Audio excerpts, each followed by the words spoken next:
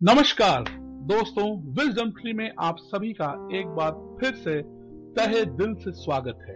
दोस्तों, आज की जो हमारी कहानी है, आज का जो हमारा विषय है वो बहुत खास है। आज हम बात करने वाले हैं आशीर्वादों के बारे में। आशीर्वाद, वरदान, इन दोनों में क्या अंतर होता है, दोनों को कैसे प्राप्त किया जा सकता है और कैसे ही दोनों को दिया जा सकता है, ये सभी बातों को आज हमारी इस श्रृंखला के अंदर हम सब चर्चा करेंगे। तो आइए दोस्तों, हम शुरू करते हैं। दोस्तों, हमने महाभारत में, रामायण में, हमारे पुरानी पुस्तकों में हर जगह हमने आशीर्वादों का, वरदानों का उल्लेख सुना है, पढ़ा है, और हम सब जानते हैं कि इस तरह की चीजें आदि अनादि कालों से हमारे ग्रंथों में मौजूद है। परंतु दोस्तों, समझने की बात यह है कि ये आशीर्वाद दरअसल कौन दे सकता है? क्या हमारा किसी को आयुष्मान भव कह देना ही भर काफी होता है? क्या हम किसी को कीर्तिमान भव कह सकते हैं? क्या कोई भी किसी को विजय श्री, विजय भव का आशीर्वाद दे सकता है? और यदि दे सकता है तो क्यों और कैसे? तो दोस्तों, इससे पहले हम समझे कि आशीर्वाद है क्या, हमें यह समझना पड़ेगा कि आशीर्वाद को संचालित करने वाली शक्ति क्या है। What is the driving force behind an आशीर्वाद? तो आशीर्वाद देखिए, एक ऐसा संबोधन है जो हम किसी को भी दे सकते हैं, लेकिन उसको देने के लिए हमारे पास पर्याप्त मात्रा में तपोबल होना आवश्यक है। तपोबल से मेरा क्या मतलब है? दोस्तों, अगर हम कभी भी कोई तपस्या करते हैं, साधना करते हैं, तप करते हैं, और तप का मतलब किसी पेड़ के नीचे समाधिस्थ होना ही नहीं है। तपस्या का मतलब जीवन को धर्मानुसार चलाने को भी तपस्या ही कहते हैं। अलग अलग तरह की तपस्याएं होती हैं और उन तपस्याओं के अलग अलग तपोबल होते हैं। तपोबल को आप एक प्रकार की, आप समझे, हर व्यक्ति के अंदर अपने तपोबल के मात्रा के अनुसार कुछ शक्ति होती है, कुछ तपोबल की कुछ क्वांटिटी, कुछ मात्रा होती है, और इन्हीं के बलबूतों पर आप किसी को भी कोई आशीर्वाद प्रदान कर सकते हैं। तो उस आशीर्वाद को फलीभूत होने के लिए उनको आपका तपोबल का प्रयोग करना आवश्यक हो जाता है। ये कुछ इस प्रकार है, जैसे आपके पास जितनी तपस्या आपने करी, आपके अंदर आपने एक तपोबल की बैटरी जैसी कुछ चीज चार्ज कर ली, और उसके बाद आपने उसी चार्ज से किसी और को किसी भी तरह का आशीर्वाद दे दिया, और वो आपके कर्म फल उसको फलीभूत हो जाते हैं, जिसको कि आप आशीर्वाद देते हैं। तो आइए दोस्तों, हम इस बारे में समझते हैं कि फिर कौन किस प्रकार के आशीर्वाद दे सकता है। देखिए, एक आशीर्वाद तो कोई भी किसी को नहीं दे सकता है, वो है अमृतत्व का आशीर्वाद। अमृतत्व और चिरंजीवी में फर्क है, मगर अमृतत्व का आशीर्वाद कोई किसी को नहीं दे सकता, क्योंकि अमृत की एक सीमित मात्रा थी जो देवताओं के साथ बांट ली गई, और अमृतत्व एक ऐसी चीज है जो सृष्टि के रचना चक्र के परे है। परंतु इसके नीचे कई सारे आशीर्वाद इस प्रकार के हैं जो कि दिए जा सकते हैं। अगर आप देखें तो आशीर्वाद और शाप दोनों ही एक ही तरह की शक्ति के दो विपरीत परिचायक हैं, दो विपरीत उनकी मैनिफेस्टेशंस हैं।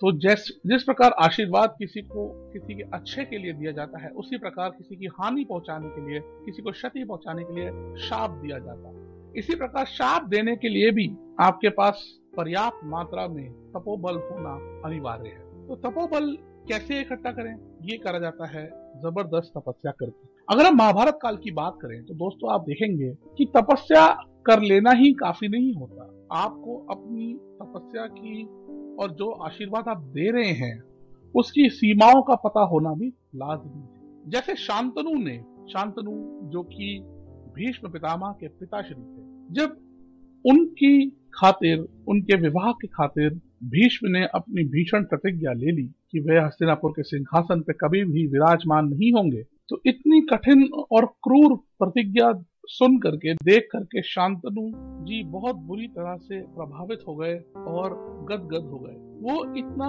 अपने आप को हीन समझने लगे कि उनके पास देने के लिए कुछ भी नहीं था।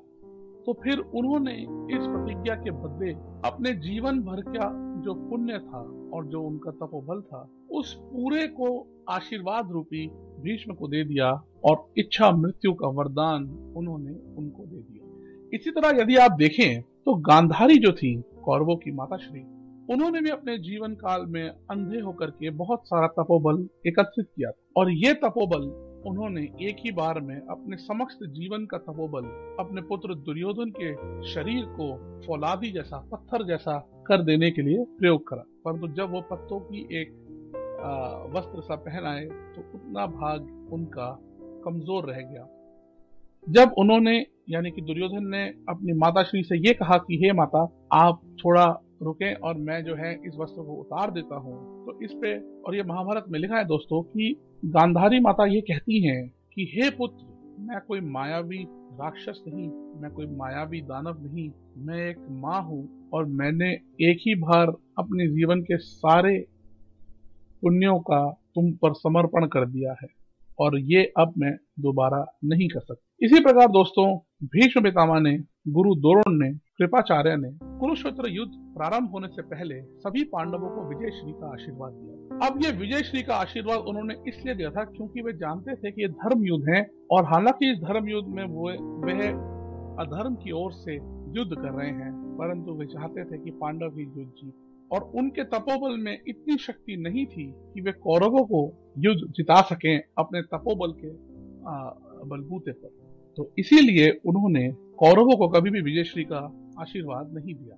दोस्तों, इसी प्रकार शाप की भी अवस्था है। शाप भी हर एक को नहीं दिया जा सकता और देने के लिए आपको अपने तपोबल का एक बड़ा हिस्सा उसमें व्यक्त करना पड़ता है। तो दोस्तों, ये थी आज की हमारी कहानी आशीर्वादों और शापों के बारे में। कई सारे आशीर्वाद दोस्तों ऐसे भी होते हैं जो केवल स्त्रियों के लिए होते हैं और कुछ केवल पुरुषों के लिए होते हैं। मैं संक्षिप्त में कुछ कॉमनली यूज्ड आशीर्वादों के बारे में आपको बताते हैं, जैसे आयुष्मान भव या चिरायु भव। ये ऐसे आशीर्वाद हैं जो दोनों स्त्री और पुरुष दोनों को ही दिए जा सकते हैं।